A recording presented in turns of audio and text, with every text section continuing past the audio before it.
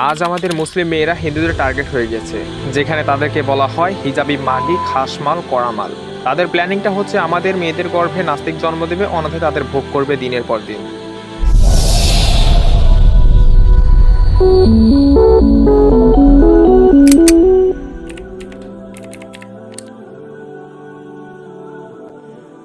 তিরমিজি শরীফের একটা হাদিস দিয়ে শুরু করি। হাদিস নং 2165। নবী করিম সাল্লাল্লাহু আলাইহি ওয়াসাল্লাম বলেছেন, কোনো পুরুষ যেন কোনো নারীর সাথে নির্জনে একত্রিত না হয়, কারণ তখন তাদের মাঝে তৃতীয়জন হয় শয়তান। এই হাদিসটা আমার স্বল্পজ্ঞানে ব্যাখ্যা করি, যেখানে নবীজি বলেছেন, তোমরা নারী পুরুষ নির্জনে একত্রিত হও না, কেননা তখন তোমাদের মাঝে ওয়াসওয়াসা দিতে শয়তান তাৎক্ষণিক উপস্থিত হয়। হাদিসটা দ্বারা বোঝা যায় আমাদের 1400 বছর আগে সাবধান করা হয়েছে, অথচ আজ আমরা ফ্রিমিক্সিংয়ে জড়িত। অবিবাহিত ছেলে মেয়ে একসাথে ট্যুর দিচ্ছে, একটা ছেলে একটা মেয়ের গায়ে অনায়াসে ঢলে পড়ছে, আর মেয়েটাও এটাকে সিম্পল হিসেবে মেনে নিচ্ছে। সবচেয়ে বড় কথা, আমাদের মুসলিম নারীরা আজ হিন্দুদের টার্গেট হয়ে গিয়েছে, যেখানে মুসলিম মেয়েদেরকে বলা হয় হিজাবি, মাগি, খাসমাল, করামাল। অথচ মুসলিম মেয়েরা খুব সহজেই হিন্দু ছেলেদের বিশ্বাস করে। অনেকে তো বয়ফ্রেন্ডও বানিয়ে ফেলছে। কেউ কেউ তো বলেই ফেলে আমার হিন্দু বয়ফ্রেন্ডটা খুব লয়াল। অথচ সেই লয়ালিটির আড়ালে যে হিংস্রতা লুকিয়ে আছে তাকে আমাদের বোনেরা বুঝতে পারছে। তাদের প্ল্যানিং হচ্ছে আমাদের মুসলিম মেয়েদের গর্ভে নাস্তিক জন্ম দেবে, অন্যথায় তাদের ভোগ করবে। তো চলুন তাদের প্ল্যানিংটা নিয়ে বিস্তারিত আলোচনা করা যাক। প্রথমত, তারা একটা ধার্মিক মেয়েকে চুজ করে, তাকে নানানভাবে বুঝিয়ে সুঝিয়ে বন্ধুত্ব করে। তারপর নিজেকে বিশ্বস্ত করার জন্য মেয়েটাকে নিয়ে রেস্টুরেন্টে যায়, ঘোরাফেরা করে, পছন্দের জিনিস পর্যন্ত কিনে দেয়। এরপর ছেলেটা যখন দেখে মেয়েটা তার উপর বিশ্বাস করা শুরু করেছে, তখন শুরু হয় তাদের আসল উদ্দেশ্য।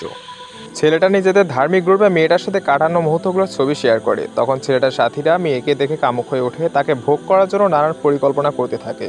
নাস্তিক ছেলেটা পরিকল্পনা অনুযায়ী মেয়েটাকে বলে, আমি তোমাকে ভালোবাসি, তোমার সাথে থাকতে চাই, তোমার সুখ দুঃখের সাথী হতে চাই।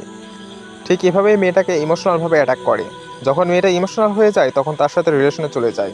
তখন শুরু হয় আর এক নাটক, যেখানে বলা হয়, জান তুমি আমায় বিয়ে করলে আমি মুসলিম হব, তোমার জন্য আমি নিজের জাত ধর্ম সব ছেড়ে দিব, শুধুমাত্র তুমি রাজি থাকলে। মেয়েটা ভাবে, আরে বাস, ছেলেটা আমার জন্য নিজের সব কিছু ছেড়ে দিয়ে মুসলিম হবে, বাহ, আমি তো দুনিয়ার বুকেই জান্নাত কামিয়ে ফেলছি। তখন সে আবেগের বশে ফাঁদে পা দিয়ে ফেলে। কিছুদিন পর ছেলেটা আসল উদ্দেশ্য নিয়ে হাজির হয়। তখন সে সরাসরি প্রস্তাব দেয় ফিজিক্যাল রিলেশনের জন্য। মেয়েটা প্রথমে না করলে তখন শুরু হয় আর এক ইমোশনাল খেলা, ব্ল্যাকমেইল করে। ছেলেটা বলে, তুমি আমায় ভালোবাসো না, আমায় বিশ্বাস করো না, আমার সাথে চিট করলে, এমন নানানভাবে ব্ল্যাকমেইল করে বসে। অথবা মেয়েটা ভালোবাসার প্রমাণ দিতে রাজি হয়ে যায়, চলে যায় রুম রেট করতে কোনো এক আবাসিক হোটেলে, যেখানে আগে থেকে সব বন্দোবস্ত করা থাকে। হিন্দু ছেলেটা তার পূর্ব পরিকল্পনা অনুযায়ী হোটেল রুমে ক্যামেরা সেট করে রাখে, যেখানে তাদের অন্তরঙ্গ মুহূর্তের ভিডিও সেভ আকারে জমা থাকে। এরপর শুরু হয় আসল খেলা। ফিজিক্যাল রিলেশন হয়ে গেলে ছেলেটা মেয়েটাকে আর পাত্তা দেয় না। সেই ঘনিষ্ঠ মুহূর্তের ভিডিও সামাজিক যোগাযোগ মাধ্যমে পোস্ট করার ভয় দেখে দলবদ্ধভাবে মেয়েটাকে দিনের পর দিন ভোগ করতে থাকে। এমত অবস্থায় মেয়েটা মান সম্মানের ভয়ে, লোক জানাজানির ভয়ে নীরবে সবকিছু সয়ে যায়। যখন বুঝতে পারে একাধিকবার রুম রেট করার ফলে সে কনসিভ করেছে, তখন তার সামনে দুটো পথ খোলা থাকে, হয় অ্যাবর্শন, নয় আত্মহত্যা। বেশিরভাগ আত্মহত্যার পথকেই বেছে নেয়।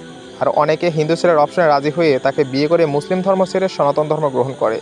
এই হচ্ছে তাদের পুরো প্ল্যানিং। বুঝতে পারছেন কি ভয়ানক পরিকল্পনা তাদের? তবু আমাদের মুসলিম মেয়েরা এভাবে দিনের পর দিন তাদের বলির পাঠা হচ্ছে। একটা কথা মাথায় রাখবেন, হাড্ডি কখনো গোস্ত হয় না, বিধর্মীরা কখনো বন্ধু হয় না। দিন শেষে উচ্চ কাবিনে তারা অন্য ছেলের গায়ে ঝুলে পড়ে, এভাবেই চলছে।